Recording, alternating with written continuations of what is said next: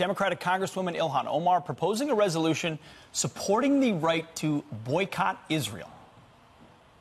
This week, I introduced a resolution with civil rights leader, our colleague, John Lewis, and Rashida Tlaib, who know the importance of nonviolence movements.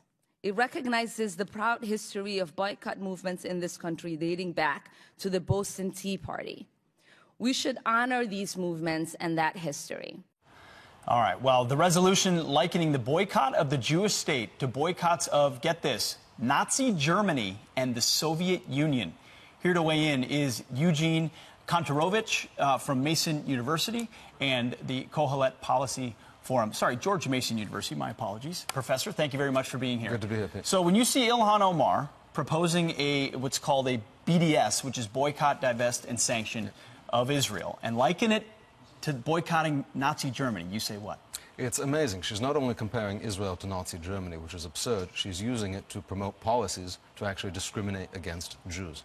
And that's what a boycott of Israel is. It's not just a boycott of the Israeli government. She's talking about justifying and legitimizing the right to discriminate against Jews because of their relationship to Israel. Absolutely. Well, this is something Democrats previously have been against. Here's Leader Schumer and Speaker Pelosi slamming the BDS movement in the last couple of years. Watch.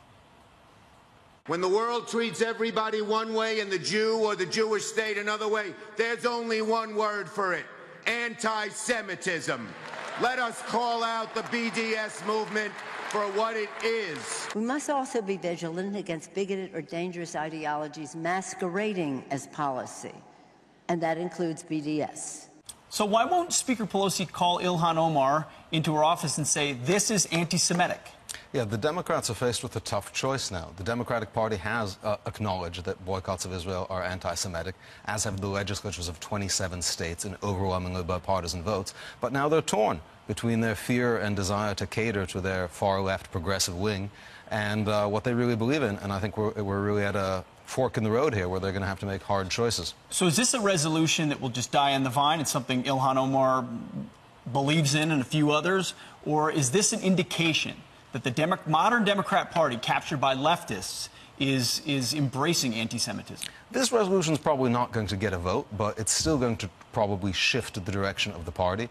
The House was probably going to vote on a resolution condemning boycotts of Israel, and I think part of the agenda here is to make a deal where they let that one die and they let this one die, and so they're just not going to say anything about anti-Semitism. So the House was going to vote to condemn the BDS movement and anti-Semitism. Instead, this gets proposed and they do nothing? So have we lost a bipartisan consensus of the support of Israel? I think we saw that already when, in response to Ilhan Omar's extraordinary anti-Semitic comments about the Jews brainwashing America and about dual loyalties of politicians who support Israel, instead of passing a resolution, they were going to pass a resolution to condemn anti-Semitism in the House, and they couldn't. They had to make it a resolution to condemn everything bad. It's amazing. By the way, Ilhan Omar, when she was running, said she did not support BDS on the campaign. Now she goes into Congress and shows her true colors. She's very strategic, and I think part of her strategy is to pull the Democratic Party hard into the Jeremy Corbyn direction of anti-Semitism. The Labour Party was a normal party like the Democratic Party 10 years ago, and it has completely transformed. What we're seeing here is not just a slippery slope towards Corbynization.